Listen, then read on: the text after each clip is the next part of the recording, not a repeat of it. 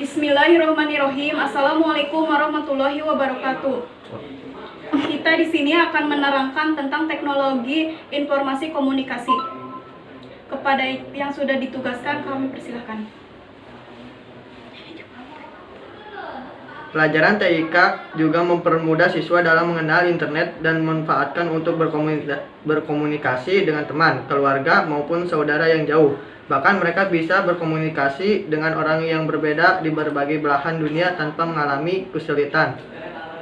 Seperti menggunakan jaringan sosial Facebook, Twitter, YM, dan lain-lain. Yang dua, pelajaran TIK siswa dan dengan mudah menggunakan komputer untuk mengerjakan tugas yang berhubungan dengan pengolahan angka, pengolahan kata, presentasi, dan lain-lain. Yang ketiga, mengembangkan kompetensi kita dalam menggunakan teknologi informasi dan komunikasi untuk mendukung kegiatan belajar, bekerja, dan berbagai aktivitas dalam kehidupan sehari-hari. Yang keempat, memotivasi kemampuan kita agar bisa beradaptasi dan menginspirasi perkembangan TIK sehingga bisa melaksanakan dan menjalani aktivitas kehidupan sehari-hari secara mandiri dan lebih percaya diri.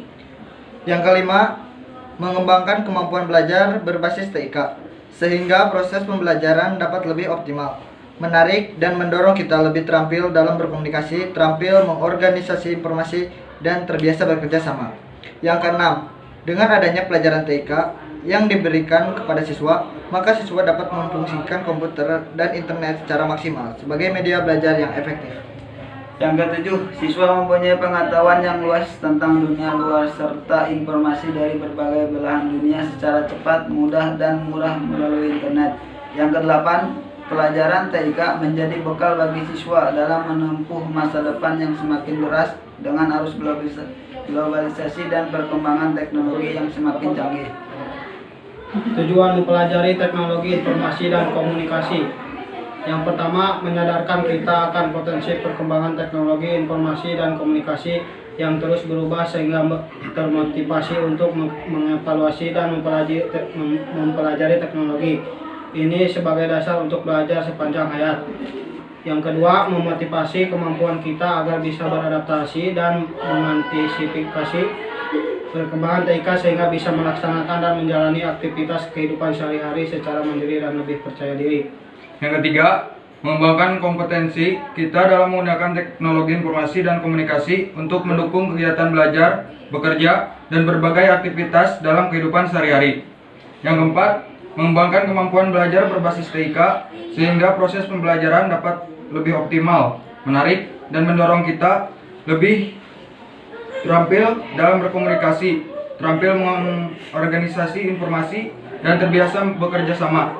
Yang kelima, mengembangkan kemampuan belajar mandiri, berinisiatif, inovatif, kreatif, dan bertanggung jawab dalam penggunaan teknologi informasi dan komunikasi untuk pembelajaran, bekerja, dan pemecahan masalah sehari-hari. Selain manfaat dan tujuan dari teknologi informasi dan komunikasi atau bisa disebut dengan TIK, juga terdapat dampak positif dan negatif dari penggunaan teknologi informasi dan komunikasi. Contoh yang pertama, dampak positif yaitu 1. Mempermudah akses terhadap informasi terbaru. Yang kedua, membantu individualisme mencari informasi. Yang ketiga, media hiburan. Lalu ada juga dampak negatifnya yaitu 1. Individu menjadi malas untuk bersosialisasi secara fisik. Yang kedua, meningkatnya penipuan dan juga kejahatan cyber. Yang ketiga, konten negatif yang berkembang pesat.